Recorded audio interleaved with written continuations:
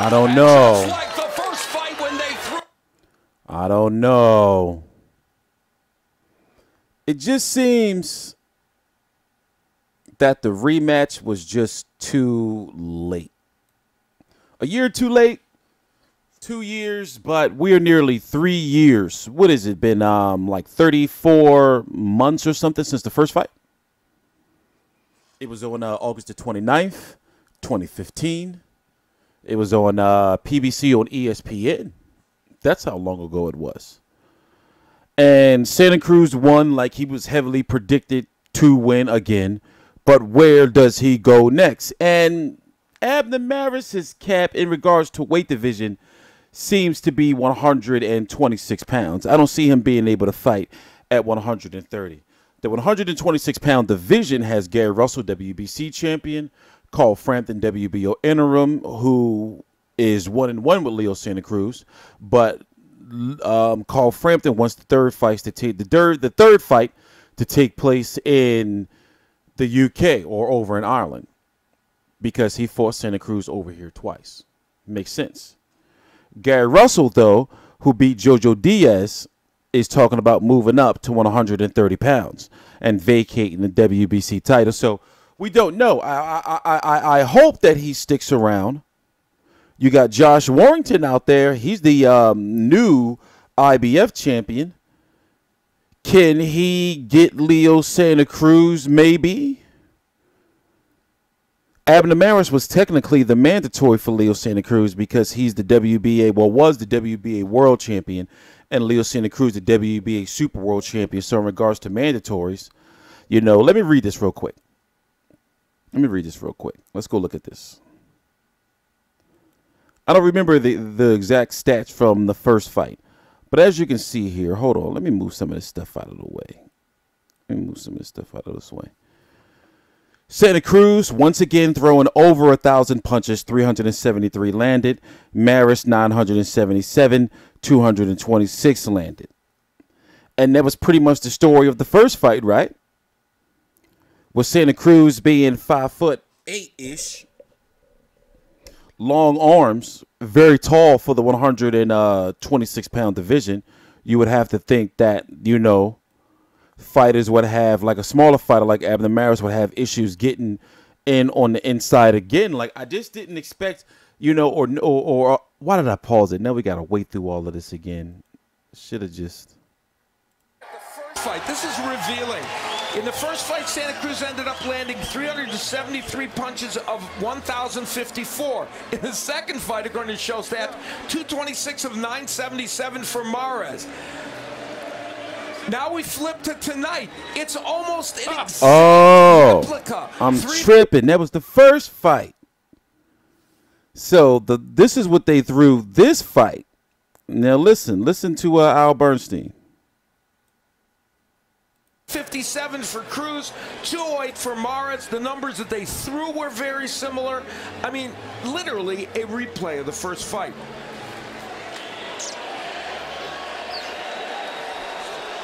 It was literally the first fight. Looking at the numbers, it was the first fight.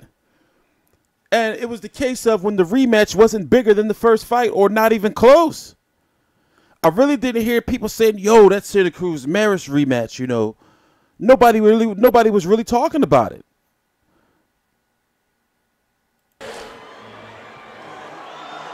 Wait for them to the cards. Ladies and gentlemen, Santa Cruz is a very humble fighter, so I don't expect him to really call out anybody. unanimous decision, and here are the score totals. Judge at ringside, Renante Danseco scores about 115 to 113. Judge at ringside, Steve Weisfeld sees it 116 to 112. And Zachary Young scores it 117 to 111 in favor of the winner of the Battle of Los Angeles. He is the winner of the WBC Diamond Belt. He is now the undisputed WBA featherweight champion of the world, Leo El Terremoto.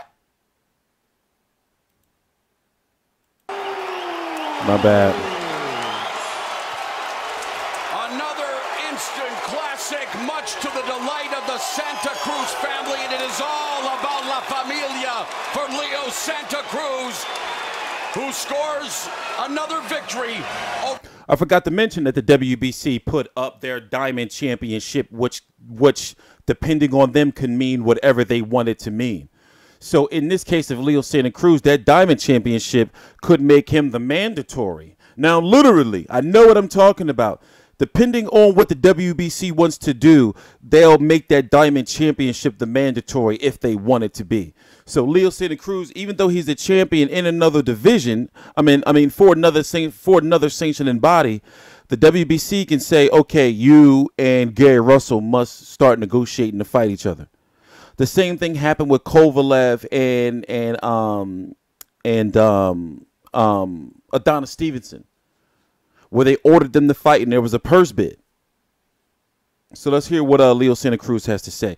It was, it was literally a replay of the first fight, just like with nothing else added to it. These are not guys that are going to be building a fight up by talking shit to each other. The first time you guys fought, over 2,000 punches. Leo's not going to call nobody out. Again, how would you describe a Leo Santa Cruz Abner Mares fight? A great fight, award, like we said. I think I didn't throw it. It wasn't maybe as good as the first one, but we tried. I tried my best, but I had to be smarter. I had to do what I had to do to win the fight, and I did it. Thank God, and thanks to all the fans that came to support me, and I will do it for you guys. Thank you. You said, I'm going to be smarter in this fight. I'm just going to keep him on the outside and box and use my jab. All of a sudden you hear this crowd, and then you guys just start mixing it up. Why do you do this? Why do you make these fights like this? I love the crowd. I love to make them happy. Whatever I can do to please them, I do it. In the 8th round, you suffered this cut. Did that have any effect on you towards the end of the fight? No, a cut is a cut. It's just blood. It wasn't bothering my eye. And if anything, it brings more motivation in me. It brings more hunger out of me. What does it mean to have bragging rights to be the king of LA now with this victory? I feel great. Abner Mares is a great fighter. He left his heart out there. I take my head off for him, and he did a great fight. It was a pretty tough fight, like I said, but thank God we got the victory.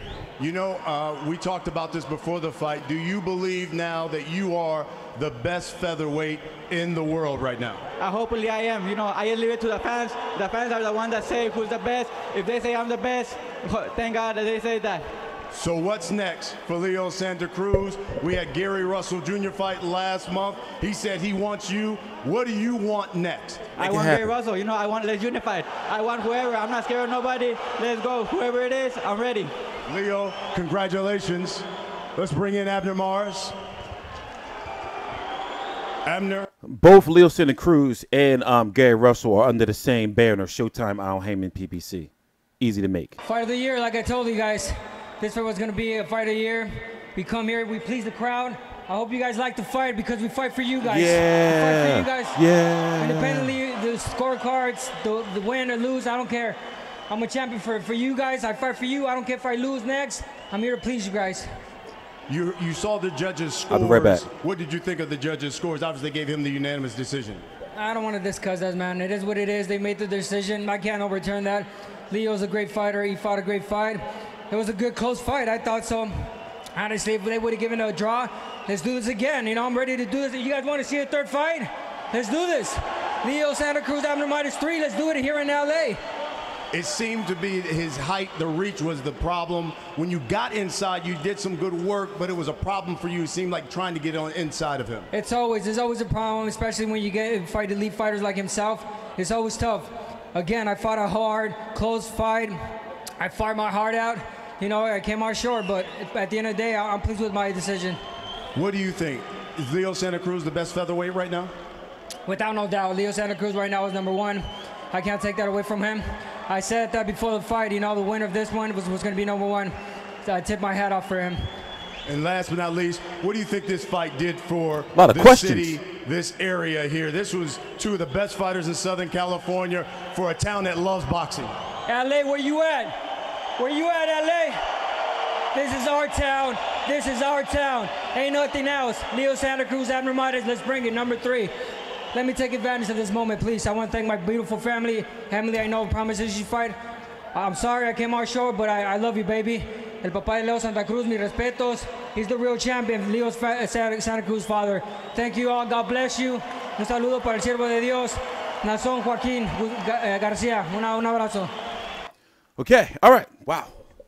So let's go look at the division. Let's go look at the division. Oh, wait, wrong one. There we go.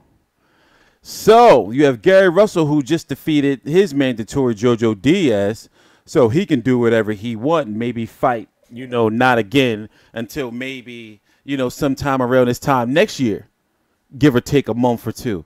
Leo Santa Cruz unified his WBA titles, so he has no mandatory. You got Josh Warrington. He's the wild card. We don't know what he's going to do. Oscar Valdez is ESPN, so that's less likely to happen. Carl Frampton is the WBO interim champion. He'll be the mandatory for him when he returns after fighting Scott Quigg.